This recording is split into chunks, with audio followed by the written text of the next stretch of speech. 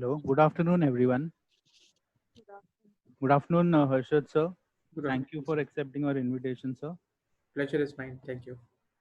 We will start with the webinar now. Since it's 12:10 now, we can start. Mhm. There are decent number of members, so people will join during the webinar is in progress.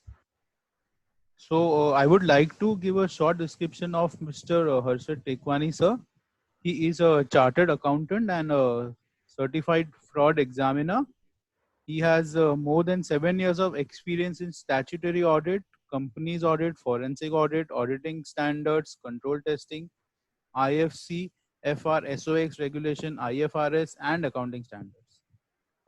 As far as the experience of Mr. Harshad Tekwani is concerned, at present he is a DGM in Johnson Controls, handling and looking after for governance, risk, and compliance. He has 1 year experience as an assistant manager with KPMG India in the field of statutory audit and financial reporting. He has also worked with EY Dubai as an experienced associate for IFRS reporting and SOX regulation. He has worked with PwC India for 2 years as an senior associate under US GAAP reporting SOX and IFCFR. He has done his articleship with TKT under statutory audit and Companies Act compliance for 3 years. With this short description, I would request Mr. Harshad Tekwani sir to take over and just enlighten us with the vast knowledge for financial reporting, sir. Thank you, sir. Thank you for this introduction. Hello, everyone. Hope everyone is safe over there. Welcome to today's webinar. Today, I'm going to discuss about some impact of the COVID-19 on the financial reporting and auditing. Everyone know this environment, this condition are exceptional. So these exceptional conditions require exceptional treatment in with respect to certain accounting items, with respect to certain auditing procedures, and we are going to discuss those exceptions right now. Let me move ahead.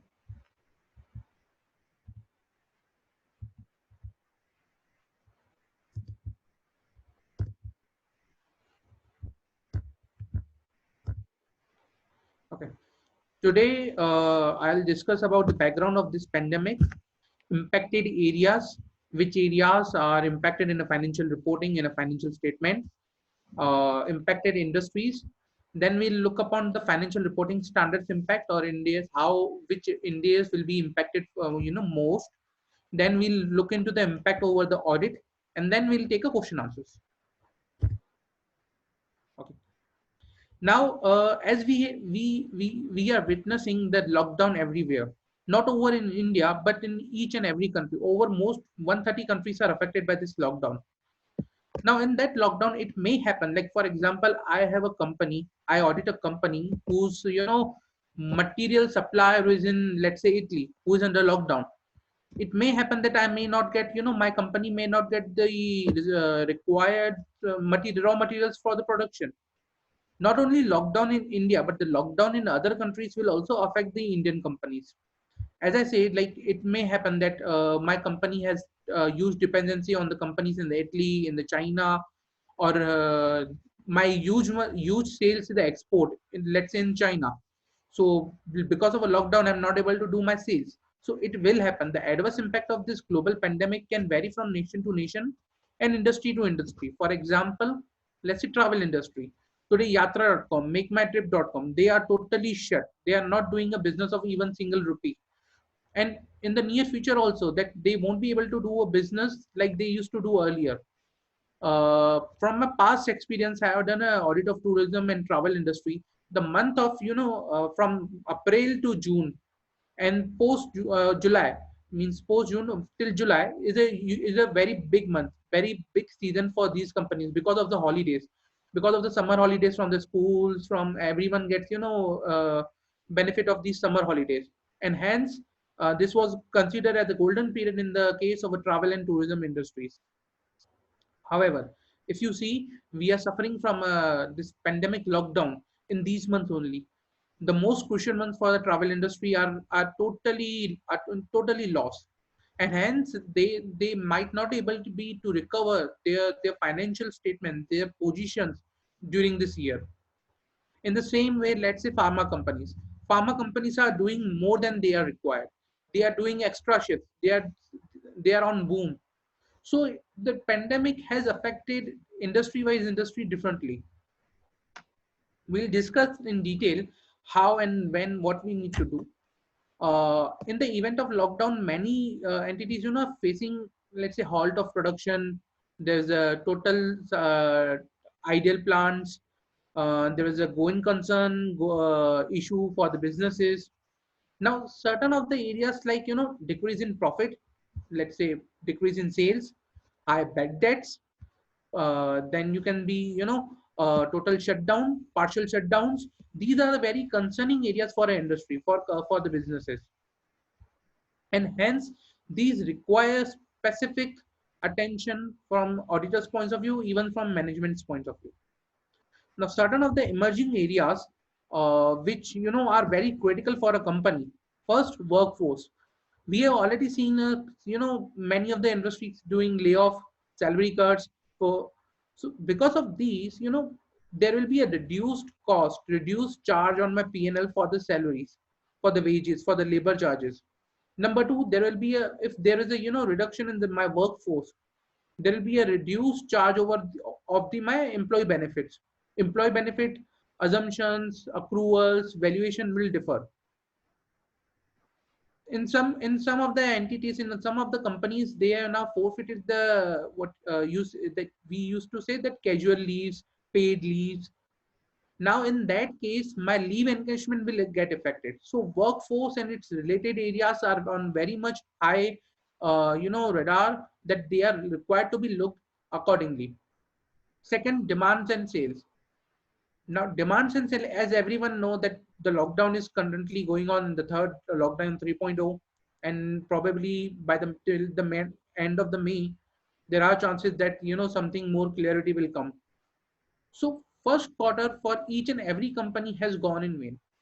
The subsequent quarter, the company will try to improve, but no one is sure how much improvement we can see. Let's say, for example, of travel industry.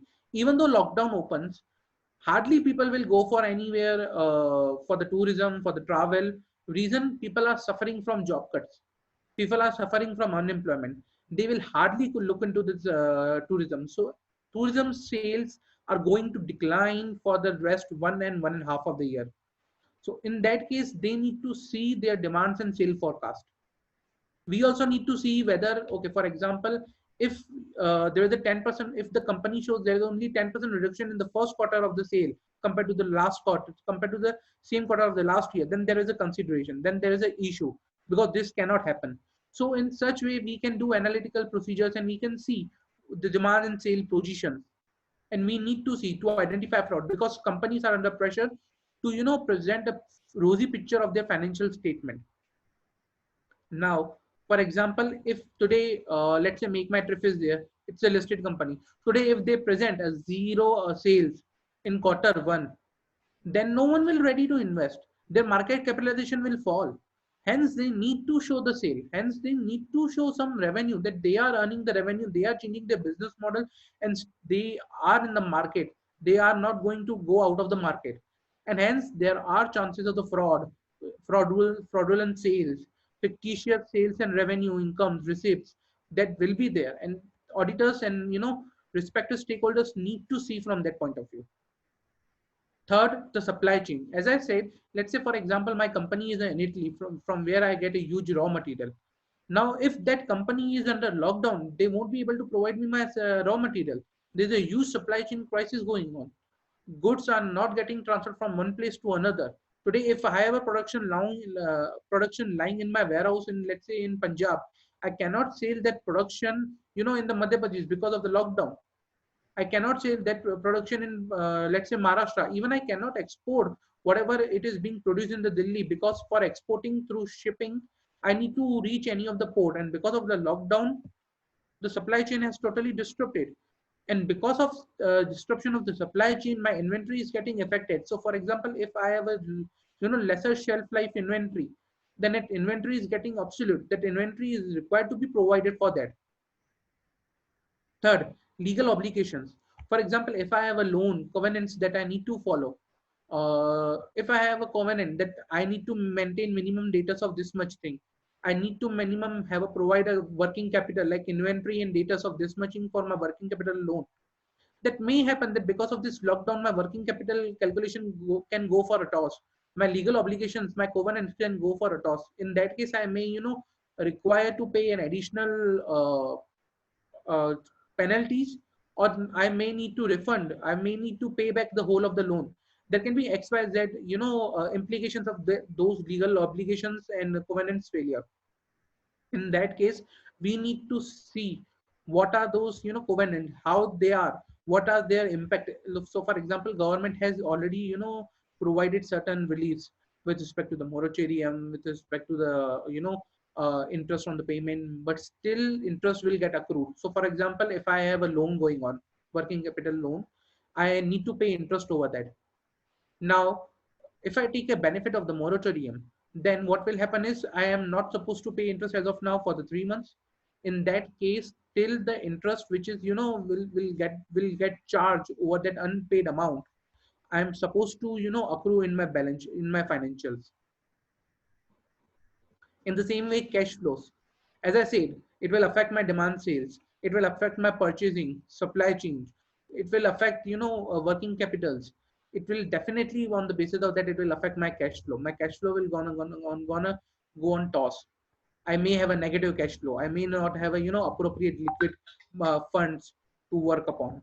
So in that case, and the management, the companies needs to forecast appropriately the coming cash flows of the company. The auditor need to see the cash flows, whether the company will have appropriate cash flows in the near future to pay off their liabilities. Upcoming budgets, in various of the areas, like for example, impairment. Auditors are required to assess, management is required to assess value in use. Value in use, nothing but the amount which I will get by utilizing that asset, future cash flows. Future cash flows are on certain grounds based on the upcoming budgets. Hence, the management, the auditor are supposed to look into the upcoming budgets. For example, companies will be drawing the budgets for the year 2021. Let's say in 2021, if a company estimates, okay, there will be only 5% reduction in the sale due to this COVID-19 impact, then the auditor, then the other management stakeholders should question that assumption. Why only less, 5% less? Why not more? A rosy picture will impact the company in an adverse way now, in the coming future. Hence, the stakeholders, the auditors need to look into from that point of view. The last but very important is the going concern.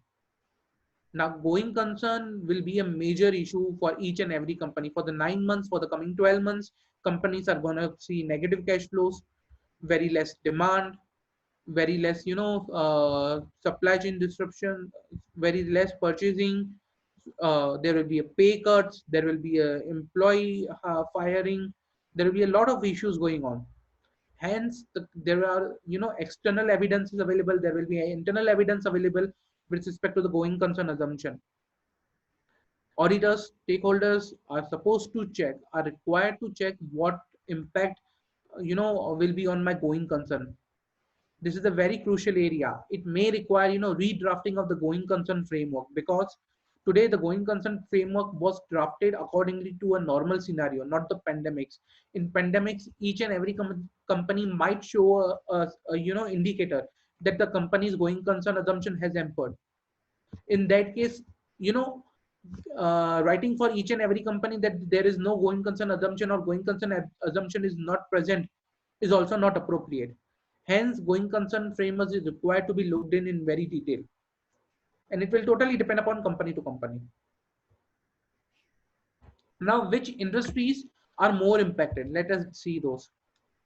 Okay, first, as I said, airlines. Airlines, with respect to the dual travelism, airlines are impacted very much. So today they are totally shut. There is no single flight flying from one place to another, except for the government flights and for the government cargos. Now, airline industries have a huge operating cost. Parking charges of those aircraft, maintenance of those aircraft, taxes they pay to the airport authorities, There's a huge charges they pay, operating charges. And for the each day, the airline in which airline is not operating, they are incurring huge losses. Even with their fuel stocks, they are supposed to maintain the fuel stocks. So now they are suffering from the warehousing charges or the storage charges, unnecessary storage charges of those fuels. So in that case, they sometimes take some assets on the lease for the repair and maintenance. Now because of that, their lease, they are paying excess lease amounts for idle machineries. So airline industry is suffering from huge losses. They are suffering from huge operating cost, and because of that, in the near future also, it's very difficult for them to revive. Travel and tourism. As I said, Yatra.com, Make My Trip, Thomas Cook, Cox and Kings, they all are facing zero sales as of now, zero sales environment. Whatever bookings they were having for the future, they have cancelled it. Now they have to refund the amount, which is, as per the statement of by the Thomas Cook, I think it was Thomas Cook UK, that it will take time till the month of August 2020. They will be able to refund all the amounts they are supposed to refund. So even they are facing liquidity crunches while refunding the amount. Sales and providing service is a very far thing. So travel and tourism industry are required to be looked in very detail. Entertainment, for example, let's say movies, cinemas, fun cinemas. So these multiplexes, these are totally shut, and I don't think so in the near future they are going to open. It will take 2-3 months more to work them fully efficiently. And hence, for the 3 months or the 4 months, if I say company don't earn anything, then these companies don't have that much liquidity on their hand to survive the operating cost. They have a huge operating cost involved. They have a huge capital intensive cost there. Hence, these companies require additional attention, additional looking from stakeholder side or from the auditor side. Airports and shipping. As I said, ports. So today shipping is only happening for limited items. Ports are operating at a limited capacity. Shipping companies are suffering from huge losses because their ships are standing idle. They don't have that much sales, that much orders to fulfill their ships operating cost for one trip even. So today, if I own a ship, I need at least, let's say, 500 orders to to make my this tour, this transportation profitable. But today I'm not even getting 3 orders properly. So if I do this shipping, if I do this transport from one place to another, I'll incur huge losses. And if I don't do, then these orders will also go and still I will incur losses. So shipping companies are facing huge dilemma that if they will operate, they are incurring losses. If they don't operate, still they will incur losses. Hence, they are into a very big trouble. Again, automobile. There is a zero sale in last 2 months for the automobile. No one has bought any vehicle because of a lockdown. Because no one people are not allowed to go out of the houses, and this will continue. And why this will continue? Reason, first of all, people are facing job cuts. Hence, people have less money in their hand to spend, and they will spend less on the automobiles and these luxury items. So, for example, the sale of the Skoda, let's say BMW, Mercedes are gonna fall very tremendously in the coming days. Oil and gas. We saw what oil and gas price went in the global market, and this is because of the oil and gas demand. Oil and gas demand is gonna fall very high because of this lockdown. And oil and gas companies are today have a very limited capacity. So India only has a 39% reserve capacity of its 100% demand in terms to fulfill. So for example, today oil prices are very low, but Indian companies don't have that much storage capacity to buy that oil at a cheaper rate and to sell later at the higher rate. Hence they will face the price, they are not able to take the benefit of this price fluctuation. And hence oil and gas companies will also now not able to take benefit in the future, in the coming future, when the prices will rise again.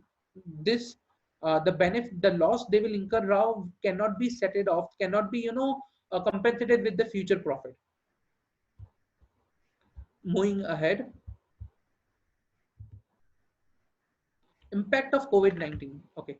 Now on financial reporting, we'll discuss that how, with respect to each and every India's, the COVID has impacted. First of all, coming with an India's 2 inventories, an AS2. Okay. As per AS in India's, inventories are required to be measured at lower of cost or NRV. Now, as I already discussed, there is a supply chain disruption. My goods lying in Punjab, I'm not able to sell that goods, in Maharashtra, in South India, or in somewhere else because of supply chain disruption. Because of that, there is a decrease in the price, decrease in the shelf life of those inventory, decrease in the quality of those inventories. Let's say if it is a low shelf life inventory, so there is a high chance of inventory obsolescence. In that case, I'm required to provide for the inventory obsolescence. It might become necessary to write down inventories to NRV due to reduced movement from one state to another. There will be a decline in selling price because of decline in the demand. So today people are not ready, not interested to buy cars because they don't require. So there will be a decline in the prices of the car. Inventory obsolescence because my inventory has a shorter shelf life. For example, food products. For example, food products. Food products will be have a very uh, short shelf life, and hence they are required to be looked into in that way. Inventories are required to be written down to the NRV item by item. So we need to see from case to case. The amount that is written down is required to be provided in P&L in that year itself, in the year in which it is written down, and hence inventories are required to be looked in very crucial, very from a very crucial point of view. Due to one more factor that will come is due to because of a lockdown, people have started saving more, so there will be a less number of sales. There will be a less sale of products or the quantity. So people usually the inventory will shoot up, the company's inventory will increase. So in that case, that is required to be looked in whether the huge increase in the inventory requires any write-off or not. Now coming to the inventory allocation of fixed overhead. So, at the beginning of the year, most of the companies decide how to allocate the fixed overhead. They do on the basis of the normal production capacity. Normal production capacity of a plant is, at the capacity at which the plant will produce during the year. Now, because of this COVID-19, companies in the month of March or in the month of Feb faced that their plant was sitting idle. They were not producing any amount. So many of the companies were having question that can we revise our normal production capacity because of this idle sitting of my plant? The answer is no. In the current case, you cannot revise based on based on the this principle that today your plant is sitting idle, so you can revise your normal production capacity. Now what will happen is, for example, I have a normal production capacity of 10,000 units. My fixed overhead is, let's say, 1 lakh rupees. So my fixed allocation of fixed overhead per unit came to rupees 10. During the year, instead of normal production capacity of 10,000, I only produced 8,000. So 80,000 of rupees, 8,000 into 10, 80,000 of rupees I will allocate to my inventories. The rest 20,000 of my out of my 1 lakh rupees is unallocated fixed overhead. These unallocated fixed overhead are required to be charged off to the P&L in the same year in which they are unabsorbed. And hence, I'm not supposed to revise my normal production capacity. I'm supposed to charge off the unallocated, unabsorbed fixed overheads. The amount of fixed overheads allocated to each unit of the production should not be increased as a consequence of low production or the idle plant kept.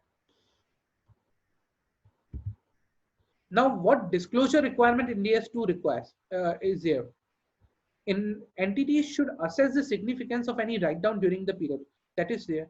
Then entities are supposed to provide the reason for that write down in their financial statement. Entities are supposed to provide the amount of the write down in their financial statement. So entities should consider these disclosure requirements as per NDS 2 and AS2. Now coming to the audit procedure for inventories.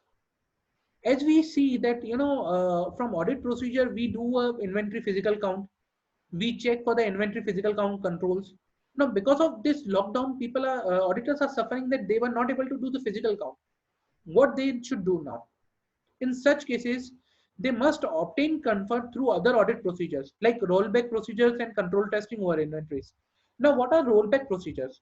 Rollback procedures are audit procedures in which the changes in inventory between the count date, let's suppose say I'm counting in the month of June when the lockdown got over, and the date of the financial statement, like say 31st March, are recorded properly and are verified. So for example, if I have an inventory of 100 rupees at the June end, and I'm supposed to check inventory at the end of March. So whatever sale purchase will be there, I'll check the sale purchase from June to March. I'll account that sale purchase onto the inventory position over the June, and I'll derive an inventory position which was there on the March. That derived inventory position of the March will be compared the actual inventory position in the books. By comparing this, we'll get a comfort whether the inventory which was there in the books is appropriate or not. Number two is the testing over the inventories, control testing. Now there are controls already placed for the inventory physical count the management performs. We can test the controls not by so there can be entity may perform inventory count quarterly, monthly. So in that case, taking the appropriate population, for example, if it is monthly, we'll take the 12 population, and out of 12, 3 populations as per the 2-3 samples we'll be checking. We'll check that 2-3 samples, and if we are getting the comfort, okay, the management physical count is appropriate, then we can rely upon that control and we can perform some other procedures over the inventory to get the comfort. However, if we are not able to perform the rollback procedures, if we are not able to take comfort over the control testing over inventories, then in that case, we should appropriately disclose that fact in our audit report, and we should, we may require to issue a modified opinion considering the materiality in the picture. Now, the next Ind AS, which will be in the highlight, will be the impairment of the asset. An asset is called impaired when its carrying amount exceeds its recoverable amount. Now, recoverable amount is nothing but my fair value less cost of disposal and value in use. As I said earlier, value in use is based on my future production projected cash flows. When I discount my future cash flows at a discount rate, the present value of that cash flow is my value in use. Now, when I say that in the future, the company are going to, see less sales, less demand, and hence their that future cash flow will decline. With the decline in the future cash flow, there will be a decrease in value in use. Same way, recoverable amount. Recoverable amount is nothing but the amount at which I am able to sell the asset today, less cost of disposal. So because of this market condition, I may fetch a very less amount for that asset. Hence, my fair value less cost of disposal also may go down. In that case, I need to consider the recoverable amount accordingly. And there are high chances that there may be impairment over my asset. So there are factors, internal and external factors, which provide there will be a impairment. There are chances of impairment. Let's go through those factors first. That factors can be reduction in sale, decline in selling price, inventory and asset obsolescence due to lockdown. There can be an external factor like economic criteria, legal criteria, change in economic environment. Now, these are the factors which point out that there can be a change, there can be an impairment over my assets. For example, one of such criteria is reduction in market capitalization. So, if there is a huge reduction in my market capitalization, then the carrying amount of my assets, then I need to consider there can be an impairment over my assets. When to check for impairment, that is more important. Now, an entity must assess at the end of each reporting period where there is an indication for the impairment. However, for the intangible asset with an indefinite useful life or asset not yet available for use and goodwill, we are not supposed to check for the indication. We are supposed to check for the impairment directly. So for the rest of the asset, we check whether there is an indication. If there is an indication, then we go for impairment assessment. How for these intangibles and goodwill, we are supposed to directly perform the impairment assessment. Sorry. Intangible asset with indefinite useful life and goodwill are required to be, checked for the impairment annually, but it can be on the, any date, any period, any specific event during the year. That should be considered from year to year. If there is any indication for the normal asset other than those, then we are supposed to check for the impairment for those assets.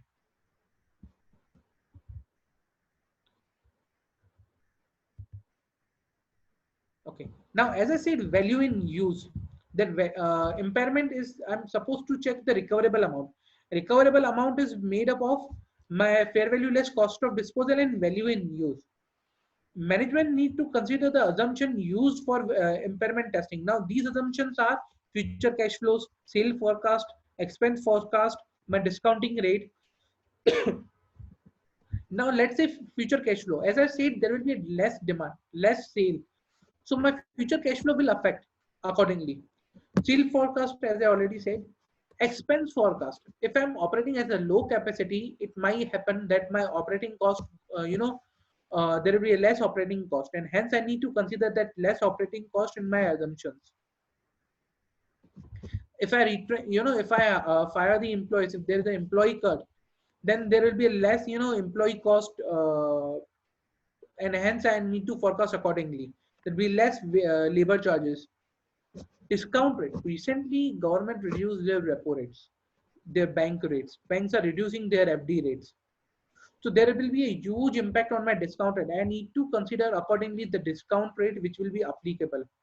I need to consider those reduction in my discount rate, and hence I need to, discount appropriately.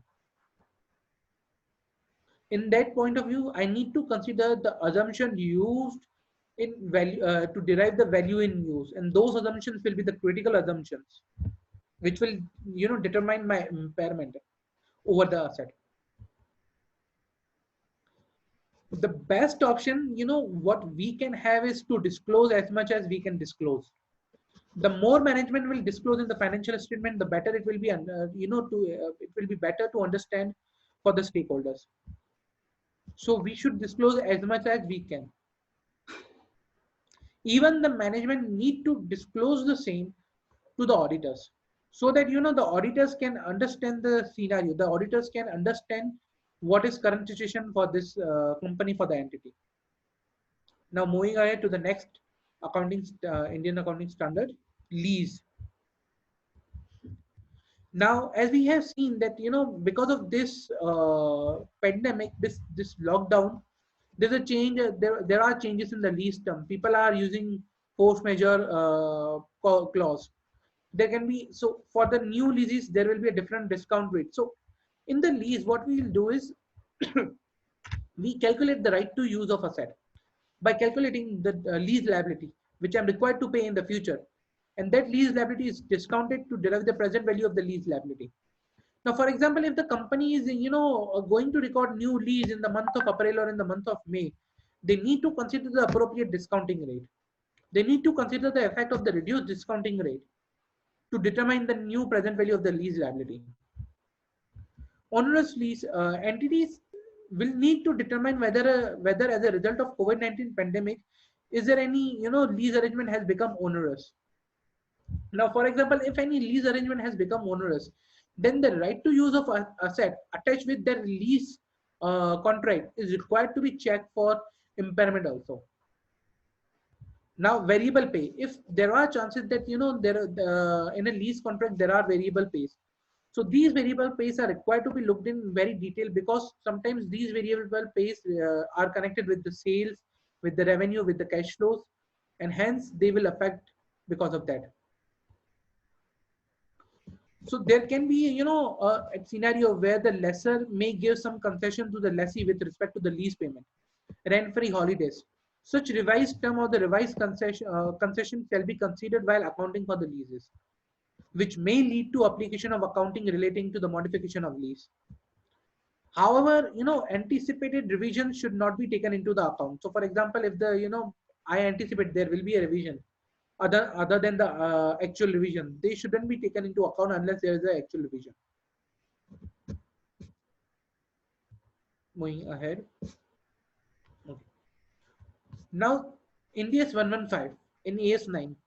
Due to COVID-19, management may witness, increase in sales return, higher cancellations, as I said in the tours and travels, higher price discount that management, the company may need to pay post lockdown. These all factors are required to be considered, in estimating my amount of revenue to be recognized. As per AS9, also revenue recognition requires entity to disclose circumstances in which revenue recognition has been postponed. So, for example, what tourism and travel industry did is they did an actual advance booking in the month of Jan-Feb for this summer. Now they need to consider whether the advance booking of the month of May, June, July, August will materialize or not. And accordingly, they need to provide the provision for the sales return, and accordingly, they need to account for it. So today I have a booking of the month of June. I definitely know that that booking is going to be cancelled. So I need to provide for that. I need to provide an appropriate thing for that booking.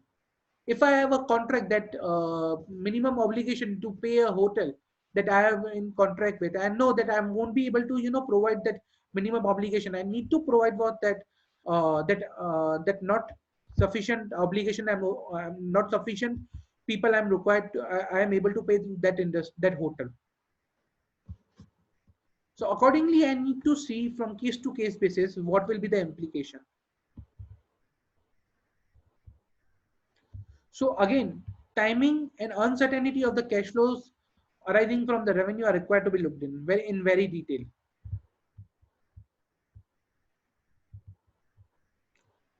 Going forward, onerous contract.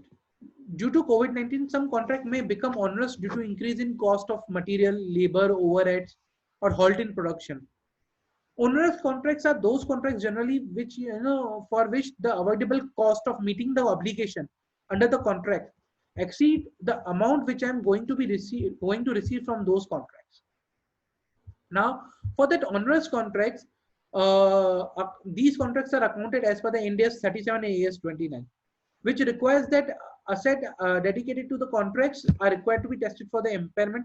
I'm supposed to provide for that onerous contract in my financial statement.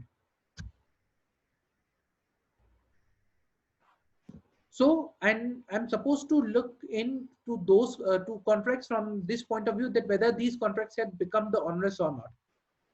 Again, it will depend upon case to case basis, and the management and the auditor has to perform their best assessment to decide this. Insurance claims and the reimbursement. Okay. Now there can be cases where entities have an insurance policy that the cover of loss of profit due to business. Now some insurance policy may cover that this pandemic was covered. In some insurance policies, this pandemic was not covered. Accordingly, auditors needs to see whether such insurance claim made by the companies will be will insurance companies will fulfill those claims, will provide the amount or not, and accordingly they are supposed to record the recovery. Now the key point here is the virtual certainty of the recovery. So for example, today if I have put a claim that there was this much loss of profit due to this pandemic, and there is a virtual certainty that insurance policy provides, and there the calculation method is already there. There is no ambiguity that I am not going to recover this amount. Then only I should record that amount. Otherwise, I am not supposed to record that recovery amount in my financial statement. Auditors, management need to see that the key point here is the virtual certainty of the recovery of that amount. That is very clear that I am going to recover that amount. Now the important topic is going concern assumption. The financial statement are normally prepared on the basis of going concern assumption that an entity is going to operate in the near future. Everyone knows that because of a lockdown, each and every company is impacted. Each and every company is going to face a loss of sales. There will be a decreased sale, decreased demand, and as a result, there can be a decreased cash flow, negative cash flow. Company may not have a sufficient liquidity to pay their debts, in company may end up in the bankruptcy. Management entities need to perform their going concern assumptions, going concern assessment appropriately. They need to consider each and every scenario. They need to consider each and every indication for the going concern, from decreased sales to the decreased cash flows to the decrease my coming to the ability to pay the debt, my ability to pay, my ability to continue the business in such scenario for the coming months. So there are entities who have a 9 months capacity to continue without earning a single penny. But there are also companies who don't have that much cash, that much liquid ability to continue even for a month. In such scenarios, they need to consider from where the liquidity will arise. If the company is going to take that debt, then whether the company will has that sufficient future cash flows to pay the interest, to service that interest cost. So, but taking the debt, as per my opinion, taking the debt in the scenario when company don't have any liquidity in the current, in the present, is nothing but postponing the bankruptcy to the future. So, for example, if today I'm going to get bankrupt, if I take a loan, I know that in the future there is going to be less sale, there is going to be less demand.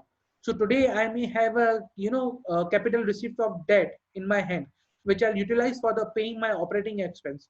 But when this capital receipt is going to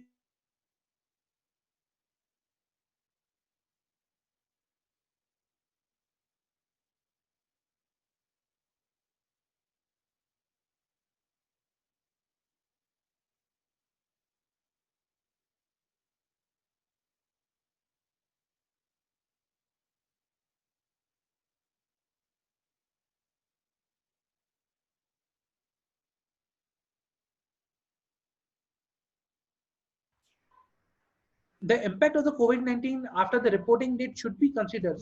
So, for example, management preparing the future forecast, it should be considered in that also. Also, it should be considered that whether management, is planning to liquidate any of its units. Management is planning, to sell off its assets. So, for example, we saw that Geo has sold some of its stake, but it is not planning to liquidate. Some of the entities are planning to liquidate some of their business units, business lines, because they consider that these are going to be not profitable. These are only going to be onerous to us, and hence all such conditions, all such things are required to be looked in. Now, from the audit point of view, auditors have a SA 570 going concern assumption. So that provides the guideline that auditor need to test the going concern assumption. The best way to test the going concern assumption is to speak with the management, discuss, inquire, meet with the management, those who are charged with the governance, meet with them, ask with them what are their future plans, see the minutes, what the management is planning, see the market outlook, what is the market capitalization, what the investors are having expectations from the company. Further internal factors like negative working capital, cash losses, liquidity crisis, default in loans, support from the group companies, huge receivables who are going towards the bankruptcy, huge decline in the sales. These are the some of the indicators which are required to be considered while performing the going concern assumption. If anyone asks, is there a straight cut answer whether a straight cut formula to derive there is whether the company is there is a going concern assumption or not? The answer is no. It depends upon industry to industry. Today, if there is a pharma company, so pharma companies are not going to go into the bankruptcy. That is for sure. But if there is a today tools and travels, if there is a today airline company, there are high chances like the Jet went into the bankruptcy after so much of the bright future.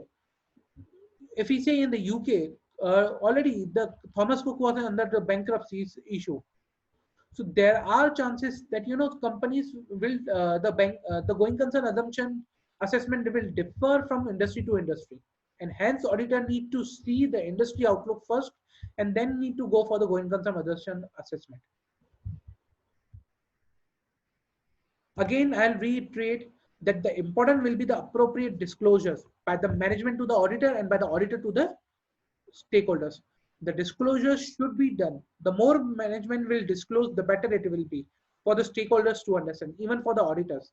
And auditors need to ask management the relevant questions, that what are, the relevant question, the skepticism, each and every, the more you will ask, the more you will get the details that will be helpful for your auditing. As I said, breach of loan covenants in the beginning, that due to COVID-19, there may be instances that there will be a breach of covenants, which may trigger the liability becoming due for the payments and liability becoming current from non-current classification.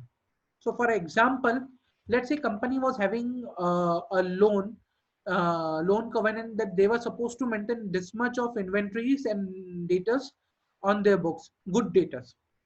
Now, because of COVID-19, most of their debtors become bankrupt and the covenant got breached. And because of the breach of that covenant, there was an implication that the company is supposed to pay the loan immediately. So earlier, the loan which was classified as a non-current now will be classified as a current. However, such liability shall not be classified as current if the lender has agreed that that the lender is not going to recover the amount. For example, if the lender, the bank has agreed, okay, the breach of the covenant is fine. We won't recover the amount. We'll give you a relaxation. We'll give you what you say exception for this scenario. In that case, we are not supposed to classify from non-current to current. Let, for example, the moratorium.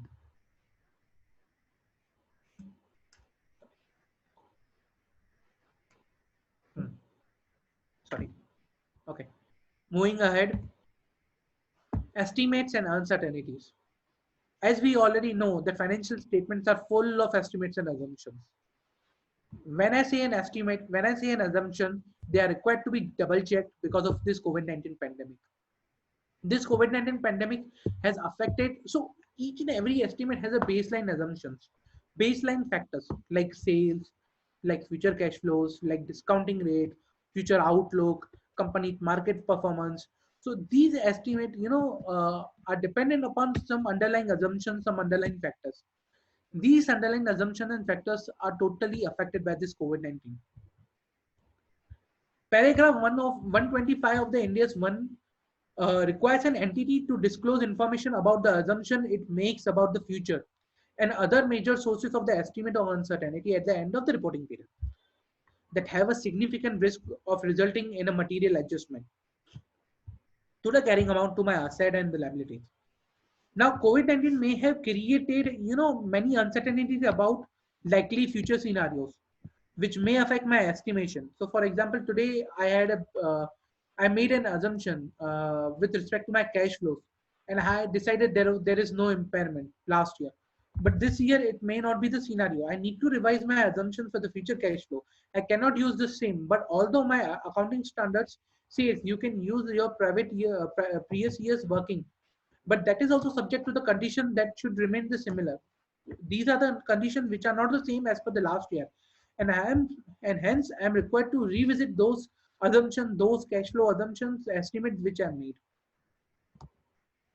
Appropriate disclosures as per the NDS 1 are required to be made, change in the estimates and assumptions. Now another question comes with the is a comparative information. NDS 1 requires presentation of minimum comparative information. If I present current year's financials, current year's figures, am I able to say that current year's figures are comparable with respect to the previous years? The answer will be no, because current year's figures will have a 2-month impact of COVID pandemic, where my sale was zero, and hence I am required to provide appropriate disclosure that these months were having this much sale. Although there is no appropriate or no predefined format given, but I'll suggest to companies to provide even for somewhere for the 10 months comparison. So for example, last year's 10 months, current year's 10 months, excluding the abnormal event. So if companies can provide, excluding the abnormal events, the sale and the profit somewhere, then that will be, very much helpful for the business, for the stakeholders to understand, okay, before COVID, the company was doing good, and the 10 months here, 10 months here are comparable, and that stakeholders can have an understanding. So in that way, a proper comparative information and proper comparative disclosures can be made. Again, I'll reiterate that with the disclosures, comparative disclosures, companies management are required to provide for the future outlook. Whether there are the chances that company will do good in the future or not. Going concern assumptions I'm talking about. So if the company's going concern assumption is hampered, that is also required to be provided in their financial statement. Post balance sheet event. Okay, adjusting. There are events which are adjusting event and non-adjusting event.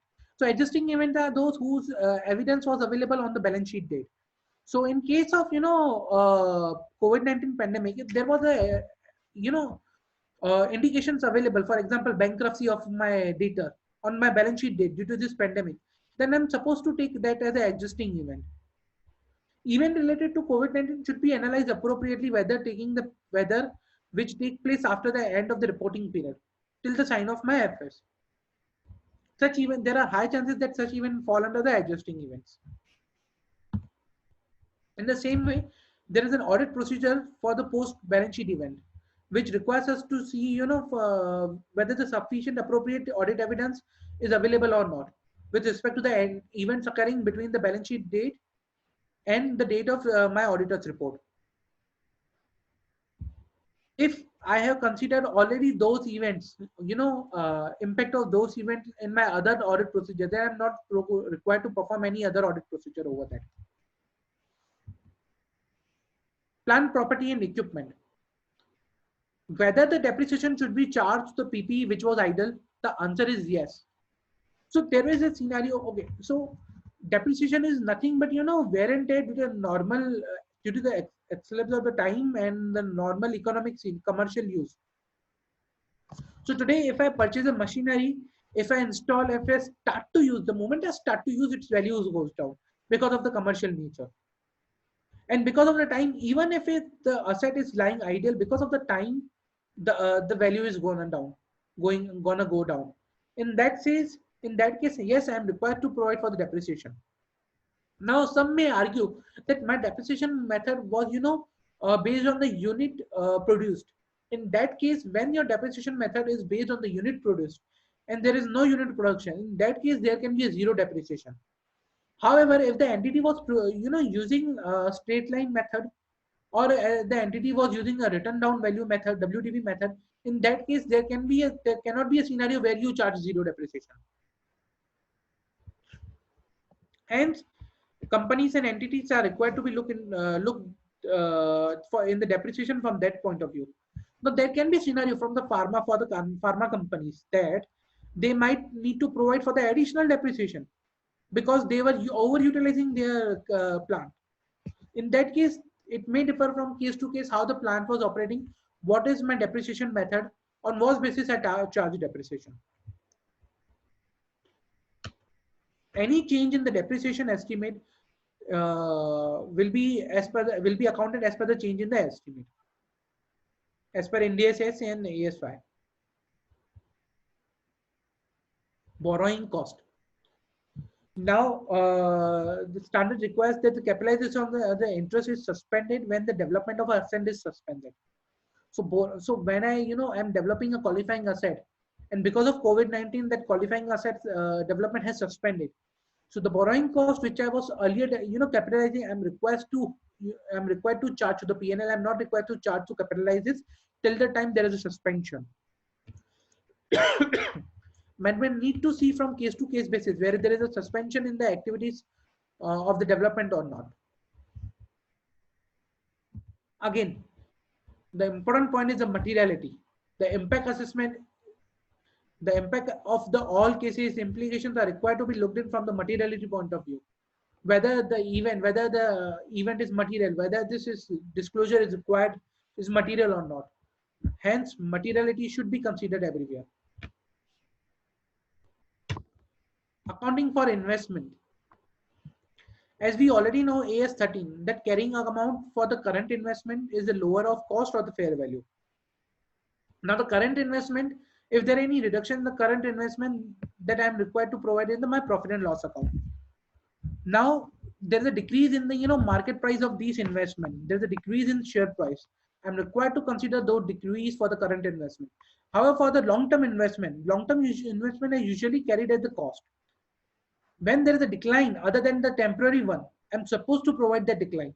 Now, in the case when there is a huge decrease in the market price, I need to identify whether there is a temporary decline or the permanent decline. Now, this can be identified by looking into the balance sheet of that entity, whether this is the permanent or temporary decline, whether that company is doing well, whether his company is going to be affected very badly due to COVID-19, and basis of that, I need to provide for this decline over my long-term investments. Accounting for income taxes. COVID-19 is going to affect the ability of the company to earn future profits.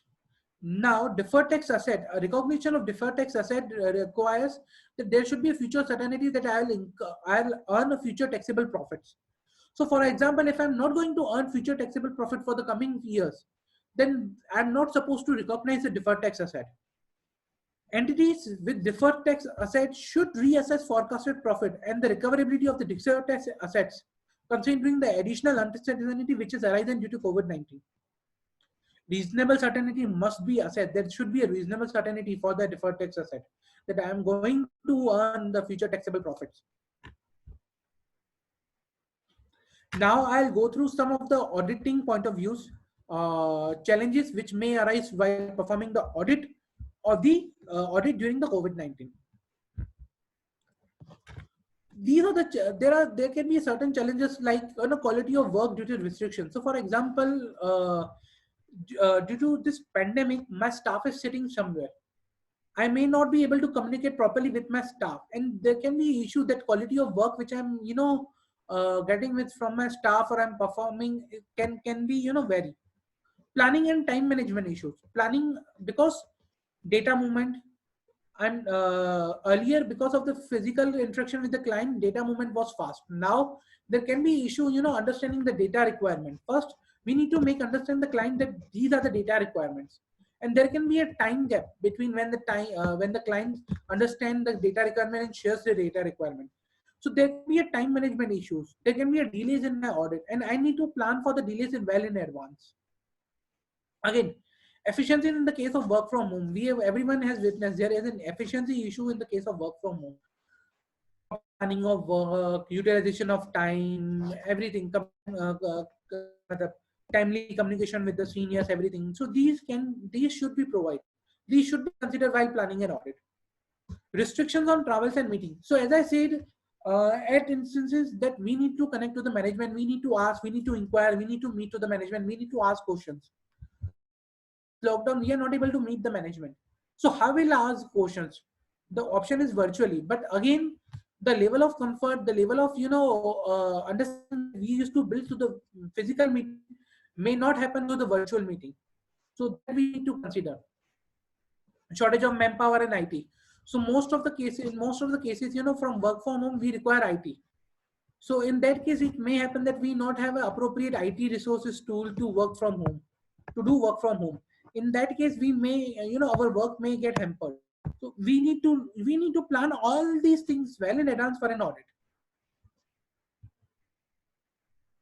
Then comes to the identifying the risk and materiality.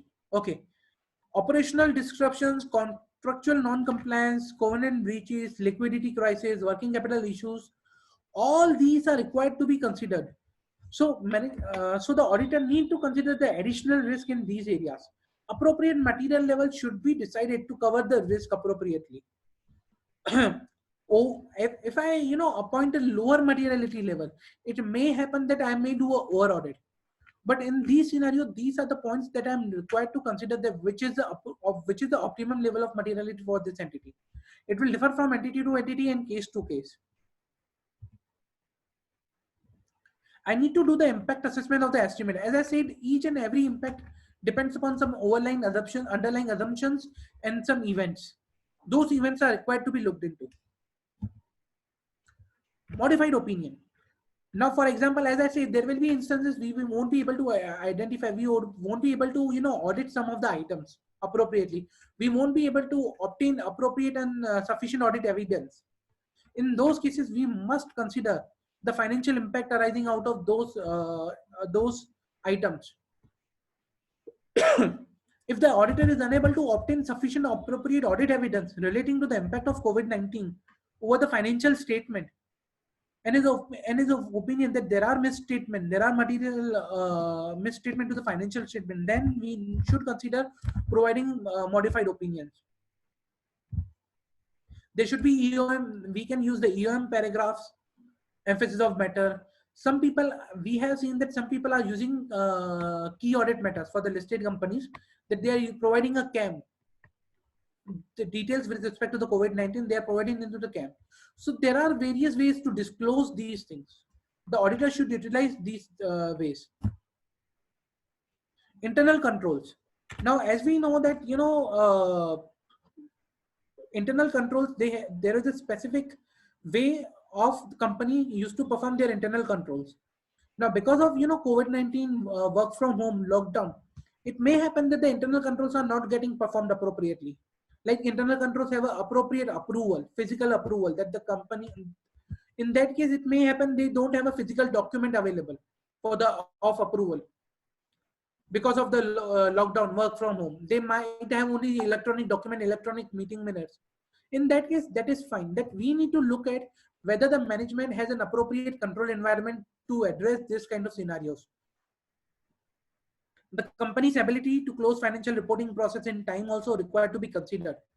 So the management has some controls over the financial reporting. So these controls are required to be looked in, whether there are appropriate, drafting, whether the appropriate operating effectiveness or the design effectiveness to, cover these type of situations. External confirmations. Now, this is a very crucial area. Why? Because let's say bank confirmation, data confirmation. We already know that because of a lockdown, companies and entities are operating at very reduced rate of manpower. Now, it may happen that we may not receive the confirmations back. We should plan our audit procedures taking the point that we may not receive the confirmation. We are supposed to perform the audit evidence. So appropriate time should be allocated. Appropriate time should be, taken into mind that, okay, so the confirmation will not be received. I will be required to perform the alternate procedure. Let's say in case of data subsequent receipts. Now, what if I'm not able to, check through the subsequent receipts also because of the COVID-19? What will I do? In that case, I need to consider the impact on my financial statement. So, for example, I have a data of rupees 1 crore. Now, I know this data, I sent a confirmation. I'm not able to get the confirmation. I'll check for the subsequent receipt. Till the month of, let's say I'm signing my audit report in the month of August. Till the month of August, I have not recovered a single rupee where I had only 30 days of credit period. I'll check from the market whether this data is on the verge of bankruptcy, whether this data is doing appropriate or not. What are the financial of this? Are the financial of this data are out in the market? Are these financials showing a good picture or not? I may need to contact the appropriate auditor of the data. All these points are required to be considered before providing for the data. If I'm not sufficient, if I'm not getting appropriate audit evidence, I need to provide in my financial statement that I'm not getting my appropriate audit evidence for this 1 CR data, and this 1 CR data may go into the bankruptcy or may have an adverse impact on my financial statement up to 1 CR. So for this, all procedures I need to plan accordingly. So if I know that I'm not going to get external confirmation, I need to consider additional time for these procedures, that I may require additional time to perform additional audit procedures. High risk of fraud. As I said, the management will be in the pressure to disclose rosy pictures. The listed companies will be in the pressure to disclose the rosy pictures. The normal companies to obtain the loans will be, under the pressure. As an auditor, we need to consider the high risk of fraud in each and every area, each and every critical area. As example, as I said, sales will be the most and critical important area where there can be high chances of the fraud. So for example, company may record, sales now, and later on they will record the sales return. All such things are required to be taken care of. All such things are required to be looked into. For example, I have a high sales return in the month of June for the sales in the month of March or month of Feb. This shows that that sales were not appropriate sales. There were the fictitious sales. I have a huge data which I am not able to assess their recoverability. It may happen the fictitious data. So all these are the scenarios which are required to be looked in.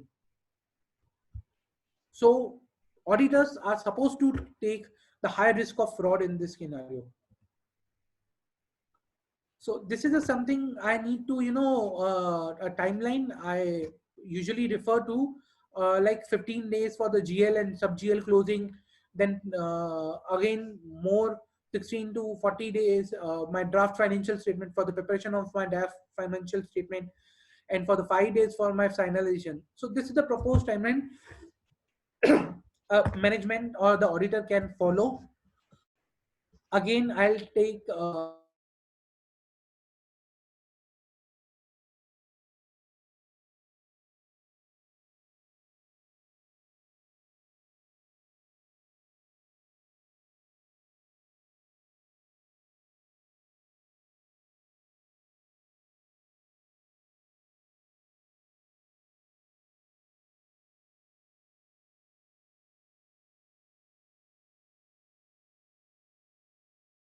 breakage of a whole month, 30 days into my audit.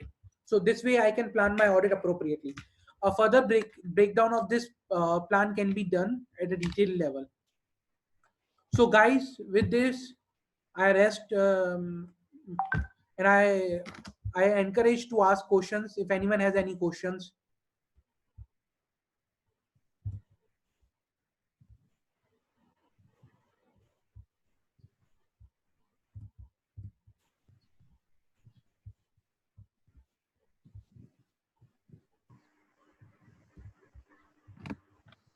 Guys, anyone has any questions, please feel free to ask.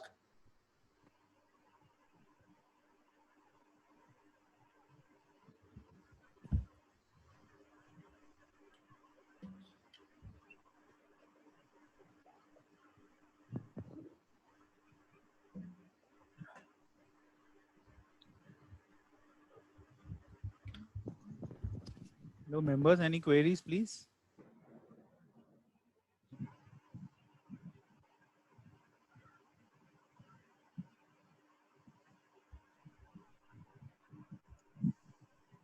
Okay, what is the discount rate to be considered for the impairment? Okay. Now, with respect to this, discount rate, usually now there was a question whether we can consider the incremental rate of borrowing. Now, usually we consider the risk-free rate of return available in the market. It has happened that the banks have reduced their rates. RBI has reduced the risk-free rate of return. So it may happen the risk-free rate of return and the incremental rate of borrowing both are different. In that case, can we take the incremental rate of borrowing which is higher than the risk-free rate of return? The answer is yes. If we derive the incremental rate of borrowing through working capital that CAPM method, capital asset pricing model method, and I consider the specific industry risk.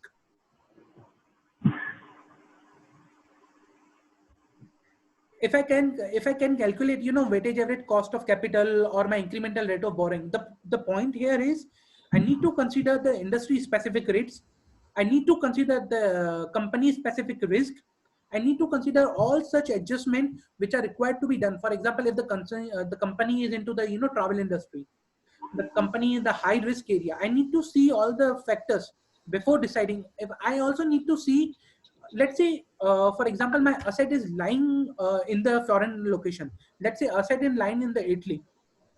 Am I supposed to consider the discounting rate for the Indian discounting rate? The answer is no.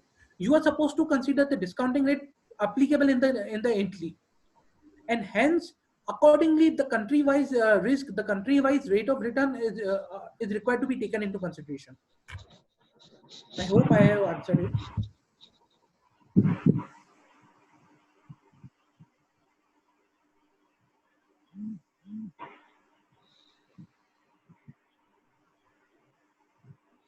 Any more questions, please?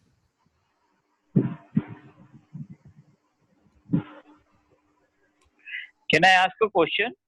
Sure. Harshad bhai, this is Dilip Punjabi here.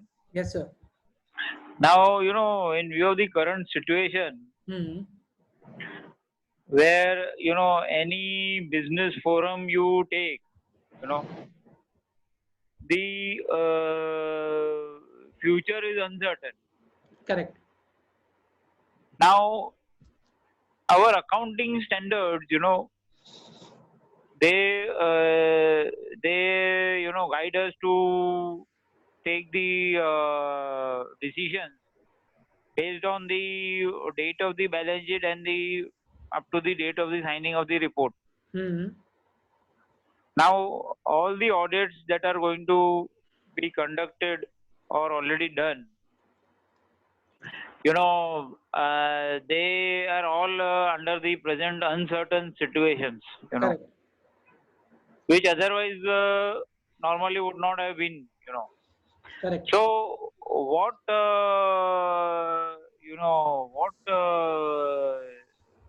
specific guideline or disclosure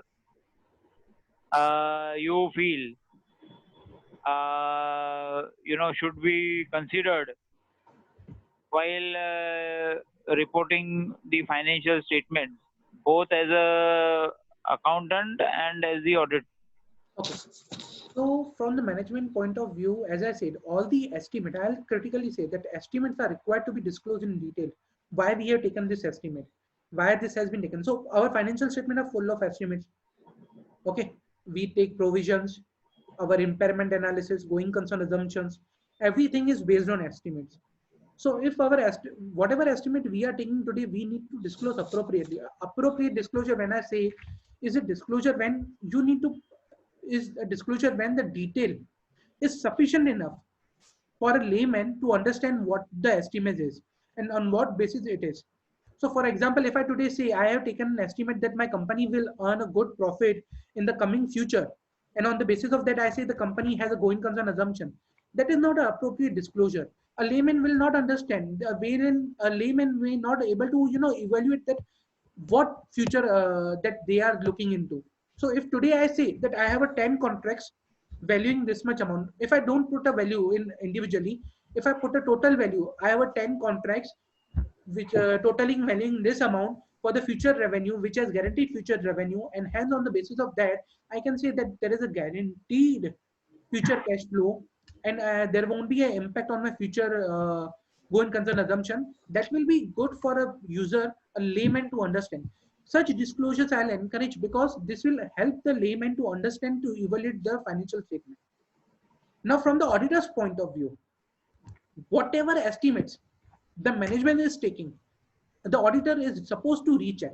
For example, if I today say, okay, there will be only 10% reduction in the sale for due to this COVID-19, is it appropriate?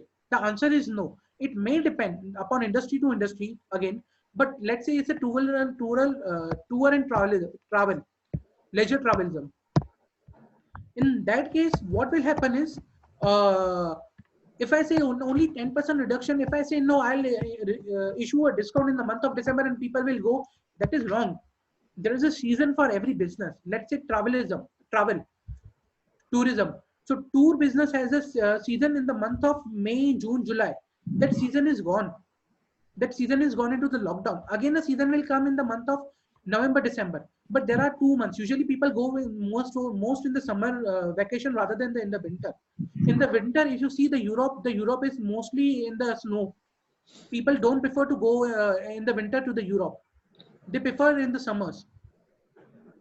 Again, most of the parts of the US are under the snow in the winter season, so people don't prefer to go. People prefer to stay with their families during the winter. They go to the places which are a bit of warm from the northern hemisphere. So in that case we need to see each and every estimate from that point of view, whether the company whatever estimate is making is appropriate or not. I hope so. Hello. Hello. I had one question. See, Yes, sir. of your presentation, that in most of the cases, all the balance sheet in the current financial year, 1920, we have to write the notes regarding the going concern, regarding the 705 modified, Correct. the investment inventory. So it's a standard for all the balance sheet, whether COVID impact or not. No. So as I said, it will depend upon industry to industry. Now let's say pharma industry. Today the company Pharma. has Okay, agree. So except pharma, mostly all the industries are affected. no sir. So Then again I'll question that retail is there. Retail is also FMCG industry which are producing. So because of the people's panic and hoarding, the sales have doubled up for the retail industry. For the FMCGs, the sales have developed. So again, you need to see industry. There are certain industries who are into the green zone. There are certain industries who are in the red and orange zone. For the industries in the red and orange zone, there will be a higher disclosure requirement.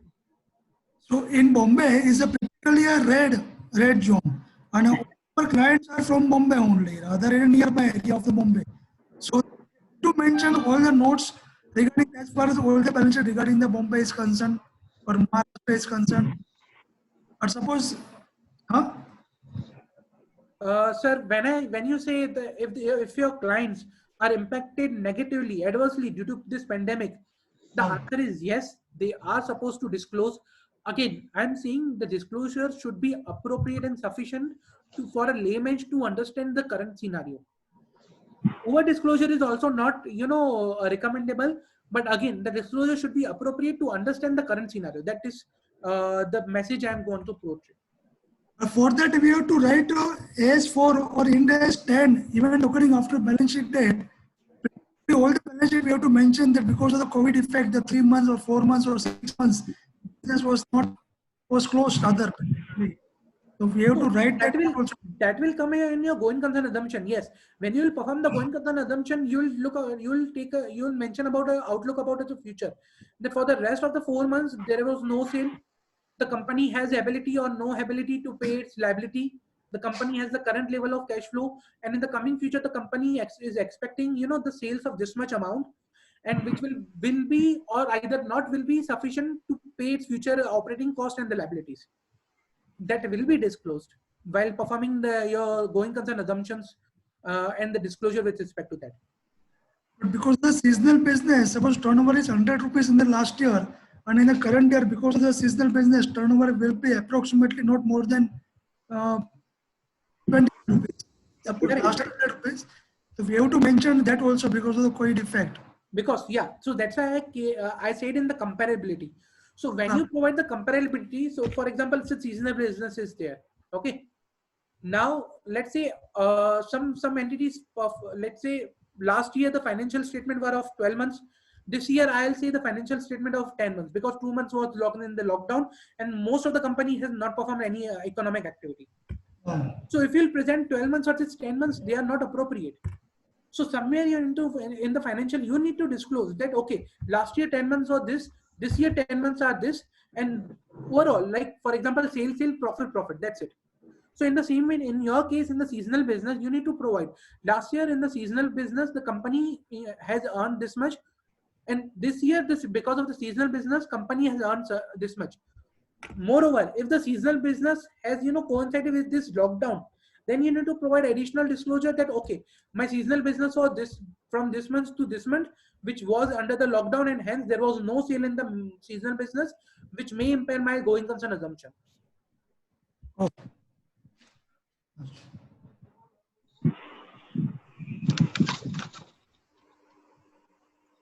If you share the notes relating to the each and every, if possible, is it for you to share the notes for going concern or?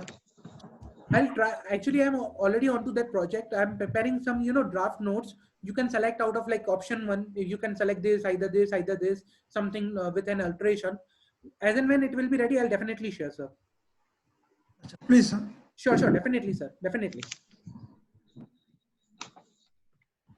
Any more questions from the members, please?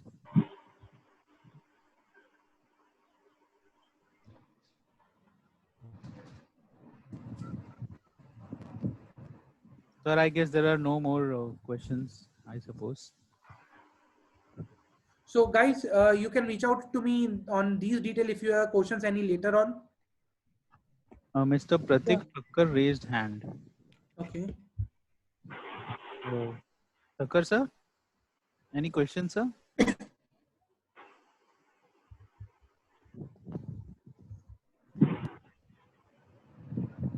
Am I audible, sir?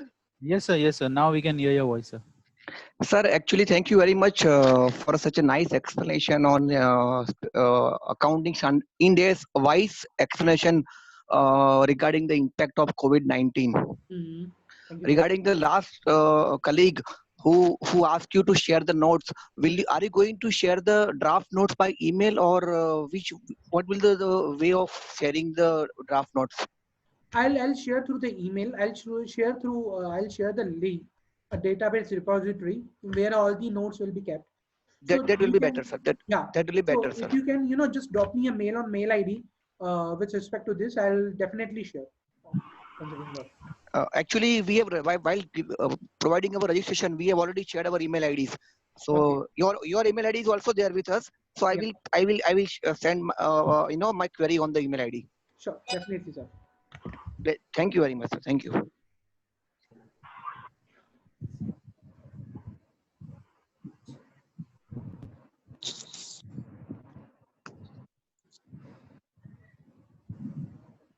Yes, sir. Thank you, Harshad, sir. Thank you for the informative webinar, sir. I would request Shikha madam for concluding remarks, sir, for this webinar. Thank you, sir. Thank you, Harshad sir. It was really very wonderful and interactive session. As all of us know, this pandemic has shaken the whole world, and especially the work of accounting and auditing has impacted a lot. So this session was really required for all our members from the point of view of accounting and auditing. So your session was very much, informative and very. You have explained each and every aspect in a very detailed manner. So really thanks, and this will be really very beneficial for all our members. So, and especially you have covered all the areas, all the industries, whichever the impacted industries, and the area of accounting and auditing which has been impacted. Ind AS and AS reference also you have shared, so that will also help our members. So really thanks once again. And to give a special thanks and vote of thanks, I request Dilip sir to give a vote of thanks from all of our study circles members side, and share his views also. Dilip sir, please. Thank you, Shikha. Thank you, Pankaj. And I thank CA Harshad Tekwani ji for taking out his valuable time and sharing his views.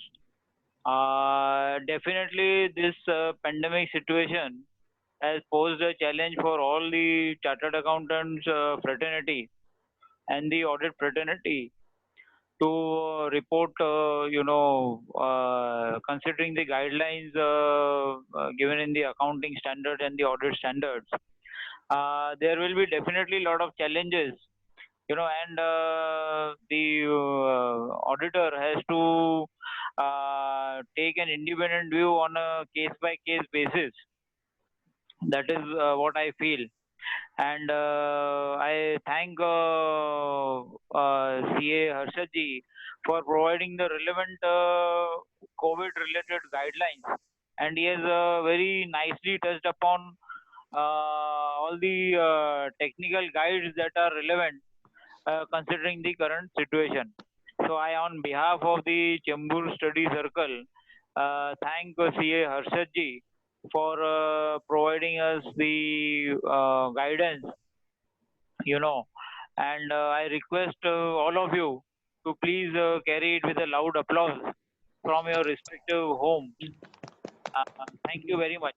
Thank you, sir. Pleasure was mine. Thank you. Really nice Thank you. presentation. Very nice. Thank you, sir. All right. Thank you.